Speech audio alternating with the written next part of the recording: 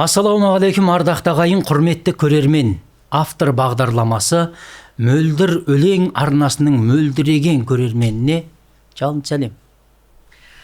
Армысыздар, автор бағдарламасының тұрақты көрермендері, сіздердің осы күнге дейінгі шыққан сандарымызға, жазып жатқан жылы пікірлеріңізге, ықыластарыңызға мың алғыс.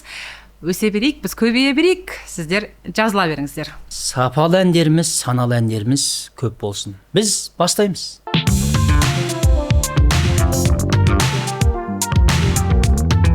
Көңіл күйіміз қалай болып тұрса да, әттең айдан бастайық.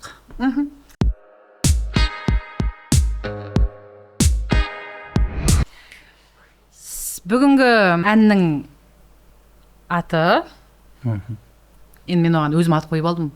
Сені сүйу су тасқындай, өлең айтам ұйқастырмай. Мөлдірдің көп өлеңдері, қояды ғой ұйқастырмай. Қалай? Біз тональеске түспесек те, бізде ұйқас бар ағайын, сол үшін түсіністікпен қараңыздар. Мен әнші емеспін. Ән айтып жүрген жоқпын жобада. Сені сүйу су тасқындай, менің күйім адасқандаймын. Әлем бұрын бізге 91 кезінде де біраз именно менің біраз жүйкемді ауыртқан сөздер айтқан әнші. Әлемнің әншілігіне, талантына, дарынына ешқандай әңгімем жоқ. Стилі, клипті качественно өте сапалы түрде түсіруі, жастардың арасындағы беделі, абыройы, ютубтағы қаралымдарына ешқандай сөзім жоқ. Әлем, мен сені жақсы көрем. Бірақ менің сын айтатын нәрсем ол сөзі. Себебі біз сөз сақшылары. Мөлдір айтбай, Айтбек Тұрсынбай. Бірақ нәрсе, әніңізді айтып шығыңыз, бейнебаяныңызды түсіріңіз, бірақ соны тыңдап жүрген көрермендер, тыңдармандар, сіз қандай сөзді тыңдап жүргеніңізді мұқият назар аударып, бір рет сөзін оқып алғаныңыз жақсы. Біз сөзін оқып берейік. Осы бағдарламаға дейін мен оқыдым. Бүгін Айтбек осы өлеңнің сөзін оқуды саған тапсырып тұрмын өзім. Қорлаудың басқа түрі жоқ қой. Бір поэзия оқытқандай айтып жатыр енді кезекпен. Жақсы. Әлем күйім. Әлемді мың зерттеп болып, бірақ әлі құпия мол жетеді. Дауыл терезе қағып болса да, аспан сұр бұлт. Ерке қыз. Ерке қыз, ерекше сезім көп. Даусыңды естісем, сенің мінезің бар. Даусыңды естісем, сенің мінезің бар.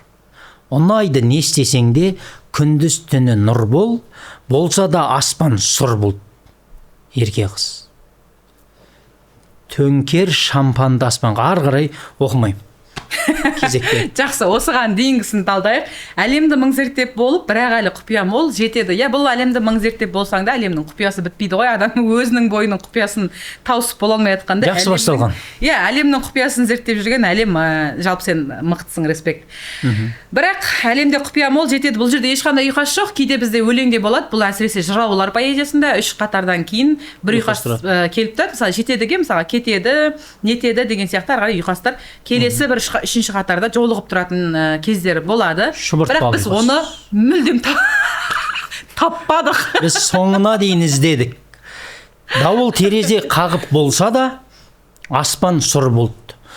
Табиғатты баяндағысы келген шығар, суреттегісі келген шығар. Дауыл басылды, бірақ сұр бұлт тұр, жақсы. Бірақ одан кейін қызға ауысады, ерке қызға. Ерке қыз мына жерде не істеп жүр? Дауылмен дауыл терезе қағып тұрған аспанның сұр бұлтының астында. Ерке қыз не істеп тұр? Бағанағы зерттеп атқан әлем қайда біздің әлем? Ерке қызға келу үшін әлемді зерттеп ауа райымен келген шығар. Бұны да бір ақтауға болады деп ойладым. Сонда бұл жерде ақын жетеді мен ерке қызды ұйқастырған болып тұрды ғой. Жете, еркенің өзі ұйқаспайды, мысалға.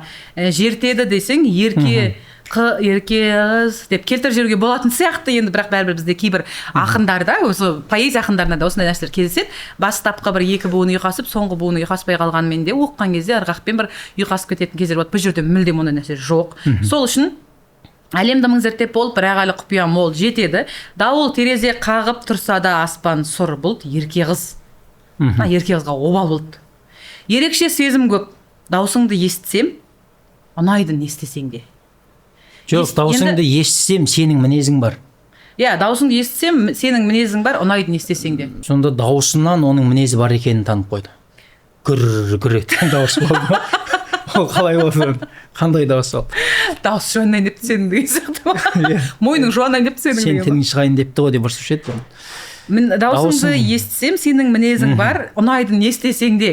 Бірақ ұнайды. Иә, ұнайды. Енді болады ғой, кейбір біздің өзі қыздар болады ғой, ұнатқан шығарсың сондай бір өзінің бір еркелігімен, анау есерлігімен, андай бір дөрекілігімен бір ұнап тұратын қыздар болады. Неге мені ұнатасың ғой десең? Бағдарлама бітті ағайын, аман сау болыңыздар. Қалжыңдаймын. Жақсы, ұнайды не істесең де. Енді әлі біз ұйқас тапқан жоқпыз, бірақ мынау естісем мен не істесең деген жерлер кішкене ұйқасайын деп. Емсең деген жерлер кішкене келеді енді. Сем, ең деген жерлер. Сол да бұл енді ұйқас деп қабылдаған ғой. Жоқ, байқамай ұйқастырып қойған сияқты бұл жерде. Жоқ, бұны ұйқас деп қабылдаған, бұл ұйқас емес қой. Естісем, не істесең де деген қалай? Не істесең де, кешпесем де, өшпесең де, шешпесең де дегендер болады. Естісем, кешкісен, естісен. Сондай ғой. Сондай ма? Сондай ұйқастар ғой. Мынау екеуі бірден ұйқаспайды. Жақсы, күндіз түні нұр бол дейді. Болса да аспан сұр бұлт, ерке қыз дейді. Күндіз түні нұр бол деген сөз, нұр бол деген сөз жоқ. Нұр бол деген адам аты бар. Нұр бол деген сөз жоқ, нұрлан деген сөз бар. Нұрлан, жайна, иә? Жарқыра. Күндіз түні сен жарқырап тұр. Аспан сұр бұлт болса да аспан сұр бұлт, ерке қыз десе, сәл-пәл мағынасын табар едік та, бірақ бізде мағына да жоқ, ұйқас та жоқ. Сондай, жалпы өлең, мен айтайын, өлең үш нәрседен құралады басты. Ол мына ошақтың үш тағаны секілді, осы үшеуі бірігіп тұрса, бұл ешқайда құламайды. Өлеңде бірінші мағына болады, екінші ұйқас болады, үшінші буын болады. Бұл өлеңде буын жоқ, бұл енді ән сөзі болғандықтан біз буынға қатты ешқандай мағына мән аудармаймыз. Өйткені ән ырғақ, ол адамға әртүрлі буынмен келе береді, сондықтан оған ештеңе демейміз. Бірақ мағына мен ұйқас болу керек қой ағайын. Бізде мағына да жоқ, ұйқас та жоқ. В общем, ештеңе жоқ, ары қарай қойшы. Ерке қыз. Қайтадан жаңа тоқтаған жеріме келдім ғой мен. Төнкер шампанды аспанға. Екеуміздің мерекеміз. Сәулем шуағын шашқанда, түсінем Құдай бізді қосқан. Енді бірінші мәселе, шампан дегеннің өзі, иә, жақсы, жарайды, не істесін, енді оның күнәсін әркім өзі көтереді ғой. Бірақ былай ғой, енді бұл біздің мерекеміз дейді да, екеуміздің мерекеміз. Мерекеде шампан атады. Енді бар ғой, сіздерден қап қойған шампанды жаңа жылда бәріміз анау кейбір жастар өздерінің гулянкала дейді ғой, жаңағы жастар. Шампан жайлы сіз айтсаңыз. Шампан жайлы мен өзім айтайын. Білек сұға көрсетсем. Шампан, төнкер деген сөзді бұл былай айтқысы келген сияқты. Қараш. Шулат. Жоқ. Шампанды бүйтіп шашты деп айтқысы келген ғой. Шайқа, шампанды аспанға десе де болатын еді ғой енді ше. Бәрібір ұйқас жоқ қой енді. Төнкер деген былай ма? Төнкер деген ол былай ғой. Иә. Мына шампан бас жағы аяқта. Мына бас жағы. Былай болса ол шайқа болады. Бүйтіп шайқайсың да сосын атылады ғой ол. Или не, шашы, шампанды аспанға мысалы, шашат аспанға. Өйткені шампан деген ашқан кезде атылады, иә. Ал төнкер деген былай ғой. Төнкер шампанды аспанға. Или ол стаканға құйылған шампан болуы мүмкін. Бүйтіп стаканса төнкер шығып қой деген. Осы жері артық. Төнкер шампанды аспанға. Екеуміздің мерекеміз, жақсы мерекені шампанмен тойлайық деп түсіндік. Сәулем шуағын шашқанда, түсінем Құдай бізді қосқан. Сәулем шуағын шашқанда қосқан ғой Құдай ше. Енді сіздер не түсініп тыңдап жүргендеріңізді мына жерде бізде просмотр қаралым 16 миллион екен. Тағы да бір сайт па өзінің тағы да бір каналынан салынған, ол 9 миллион екен. Сонда екеуін қосқанда 25 миллион. 25 миллион адам не түсініп тыңдап жүргендеріңізді білмеймін. Мына сөздің қасында Садрадидің таксиіне ескерткіш қоюға болады ғой. Сәл бір көзіме мұрны жоқ бір болады ғой. Суға желінген, кемірілген ескерткіштер. Аяғына дейін шабыты болмақ ескерткіш. Кімдікі екенін білмейтін бір аты өшіп қалған сондай ескерткіш. Иә, жақсы, әрі қарай кетейік. Сені сүю су тасқындай, менің күйім адасқандаймын. Төкпе көз жасты арманда. Сені сүю су тасқындай деген өте әдемі сөз. су тасқындай, толқу Иә, тасу. толқу тасу, бір сені сүйу су тасқындай. Осы жалпы мына өлеңнің басынан аяғына дейінгі жерінің ең маған қатты ұнайтын жері осы сені сүйу су тасқындай, өлең айтам ұйқастырмай деген жер ұнайды. Жақсы. Мен ұйқаспайтын өлең айта алмаймын, мен өзім сол жерге бір ұйқас қойып аламын енді. Мағынасы келмесе де бір сәл-пәл өзіме оңай болу үшін. Иә, осы жердің әні өте әдемі, осы жерге бір ұйқас қайырымдылық қорынан болса да сбор жинап болса да алып алу керек еді әлем саған. Құдайға шүкір, айналаңның бәрі ақын ғой, құрсын, неге өйттің. Төкпе көз жасты арманда. Жақсы. Жақсы. Төкпе көз жасты. Өтет кетет бұл жастық шақ, үмітім үзіліп таптадым. Дұрыс па? Үмітім үзіліп таптадым. Мекендеп түрлі мекен, іздедім, бірақ та таппадым. Ұйқасты. Таптадым. Бір әрпін өзгеріп Таппадым. Ұйқас тапқанға қуанып отқаншы. бағанағы әппағымды қою керек еді. Өтет кетет бұл жастық шақ, иә, дұрыс. Үмітім үзіліп таптадым. Үміт үзіліп нені таптады? Не ғой, мекен деп түрлі мекен. Ана түрлі мекенді таптаған болып тұр ғой. Аяқпен басты. Аяқпен тапты. Іздедім, бірақ таппадым. Нені іздеп жүр? Өтет кетет бұл жастық шақ. Іздедім, бірақ таппадым. Мекеннен жастық шақты ма? Мен енді қойдым нүкте дейді ғой, нүкте қойып тұр ғой. Мен енді таппаған қойдым, нүкте не де болса, не іздегенін білмейді, бірақ таппады. Сезімнің нүктесін мекенді шарлап жүріп қойды. Дұрыс па? Білмеймін енді мен оны. Солай шығар. Иә. Қуаныш сәттер көп, ұмытпай еске сал. Далада болса суық, ол мені жылытады. Біздің өмір кино, басты рөлде мен және ол екеуміз. Қоштасып қойды ғой. Қоштасып қойды, бағана таппадым нүктені қойып тастады ғой. Енді қуаныш сәттер көп, ұмытпай еске сал, болса да дала суық, ол мені жылытады. Мына жерде Естеліктер жылытады. сәттер көп, еске сал, жылытады деген үш буынды, үш сөз кездесіп тұр, төрт қатарда. А, Б, А, қара өлең ұйқасымен мына жерде жазуға болатын еді да. Қуаныш сәттер көп, өкініш сәттен көп, далада болса суық, ол менен кеткен жоқ деген сияқты. Үйіме жеткем жоқ деп, Иә, солай қылып айтып жүргенде осы бір төрт қатар үшін мен сені ақтап алар едім, бірақ ақтай алмадым. Иә, біздің өмір кино, басты рөлде мен және ол екеуміз дейді. Бәріміздің өміріміз кино. Әркімнің өмірінде өзінің басты рөлін сомдайтын адамдары бар. Кейбіреуде бір адам, кейбіреуде бірнеше адам, ол басты рөл емес, бастысы мына өмірдің жалпы кино екендігі, киноның өзі өмірден алынатындығы, әдемі сөз, әдемі ән, әдемі клип, әдемі әнші, бірақ өте аянышты сөз. Одан кейін қайтадан қайырма. Бағана төңкеретін жер ғой. Иә, оны айттық. Авторы кім? Авторын мен барлық жерден іздедім, бұны да таба алмадым, жылтыр көйлектік сияқты. Менің ойымша әлемнің өзі болуы мүмкін, өйткені білмеймін, әлемнің басқа жақта дәрежесі өте қатты жоғары жігіт қой. Енді бұл 91-ның өзінде де Қазақстанды біраз шайқады ғой, бірақ сол кезде де сөз деген нәрсені бұлар өздері жазды да. Соған орай мен ойлаймын, не 91-дағы жігіттердің біреуі, не өзі. Енді құрметті әншілер қауымы, біздің сіздерге ешқандай бір бақталастығымыз, не болмаса көре алмаушылығымыз емес. Бұл тек қана біздің өзіміздің мөлдір өлеңге деген, мөлдір сөзге деген, жалпы өнерге деген құрметіміз, жанашырлығымыз деп біліңіздер. Ақын болып біз айтпасақ, сөздеріңізді түзеңіздерші деп авторларға ескерту жасамасақ, баяғы Байғожаның таяғы, айта алты айды, Жамал апай қартайды болып солай кете береді. Айтбек, сен астарлы ақиқат болып баратсың. Пікір оқиық. Көреміз, шоу дегенше кеттік. Бұл біз ашып отқан 16 миллиондық YouTube каналда 2600-ден астам пікір бар екен. Шетелдік әндерден еш кем емес, заманауи ырғақ, динамика, ерекше бояулары бар, әдемі әуен, оған әңгіме жоқ. Ұялмай қазақтың тілімен, қазақтың әуенімен көрсетуге болатындай деңгейде. Болады. бірақ болады, сол иә. кезде қазақтың сөзі дұрыс орнымен қолданса. Какой красивый язык, стиль, музыка, салам из Дагестана дейді. Россия, Дагестанның Россияның Орысша құрамында ғой. пікірлерден өтіп кетсеңіз болады, сәл. Иә, Қиналып отқаныңызды байқадым. казахский уикенд қой мынау, не деген стиль, батыр, красава, браво, алға дейді. Тып-тыныш жүріп тарс етіп жарып тастаған ғой, әлем уф дейді. Қазақ жастары Қазақстанды әлемге таныта берсін. Иә, қазақ жастарының әлемге Қазақстанды танытуына біздің ешқандай қарсылығымыз немесе бір кедергіміз жоқ. Біз тек қана осы сөз түзелді ары қарай елде түзелсе деген ниетіміз бар.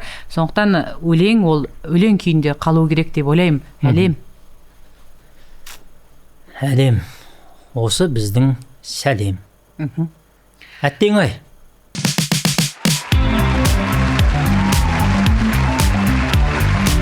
Өмір шіркін ай, тәтті құлпын ай. Келесі кезек жақсы ән шіркін ай. Ұйқастырып отыр. Дәл осы жерде. Ол да мүмкін ай. Бүгінгі шіркін ай бөлімінің бас кейіпкері та-да-да-да-дам өлеңнің шыққанына бір жылдан астам уақыт болған. Өлең желде есіп 6 миллионнан астам қаралым жинаған. Ол сынақ өлеңі. Нұркеш Жалғасбай. Көктен адам құлайды, жерден адам құлайды. Нұркештің жалпы шығармашылығынан мен хабардармын. Нұркеш бірінші бақ деген өлеңімен шықты. Ол өлеңімен де жақсы қаралым жинап, елдің ортасында үлкен қошеметке ие болды десем артық айтқаным емес. Бұл екінші шыққан әні. Бірінші әнге қарағанда қаралымы көбірек болған екен, сондықтан осы әнді таңдап тұрмыз. Екі әннің де, бақтың да, сынақтың да сөзінің авторы Оразбек Қиынбаев. Айтыскер ақын Оразбек. Айтыскер ақын және жазба ақын. Оразбектің жазбасы да өте керемет. Оразбектің бірінші жазған бақ деген өлеңінің әнін Нұркеш өз жазған.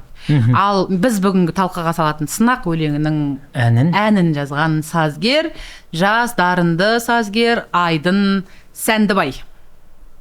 Жақсы, мен бірден пікірлерден бастайын. Басымызға үлкен сынақ түсті. Тек Алланы ұмытпауымыз керек. Бұл сынақтан да өтерміз. Осындай мағыналы, мәнді адамға үміт беретін әндеріміз көп болсын. Әсіресе осы өлеңі қатты ұнады. Күшті өлең, керемет, тамаша ән.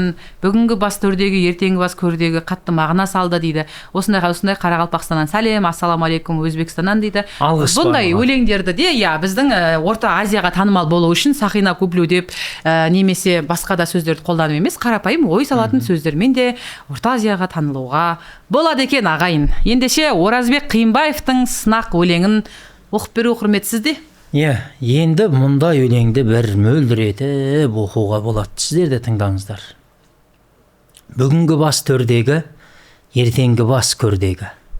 Алаңдама есептеп келген кеткен теңгені, жарлысы бар, байы бар, мекен еткен жердегі, сынамасын ден саулықпен пендені. Көктен де адам құлайды, жерден де адам құлайды. Жоқшылық та сынайды, тоқшылық та сынайды. Қайсы бірі болса да, ұмытпаңдар Құдайды. Жоқ адам да сұрайды, бар адам да сұрайды.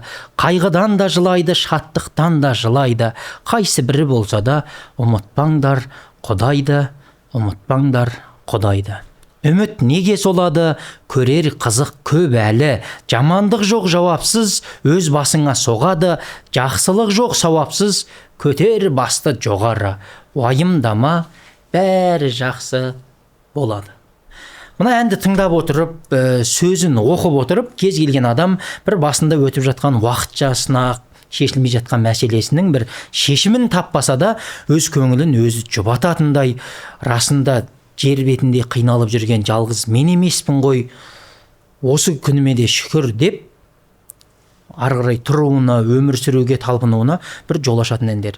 Мысалы, бұрынғыдай Мұхтар Шаханов ағамыздың, Мұқағали Мақатайдың өлеңін қазір оқып жатқан адамдар жоқ. Сен жыладың жігітім, көп көрдім деп, тұрмыстың тапшылығын деп.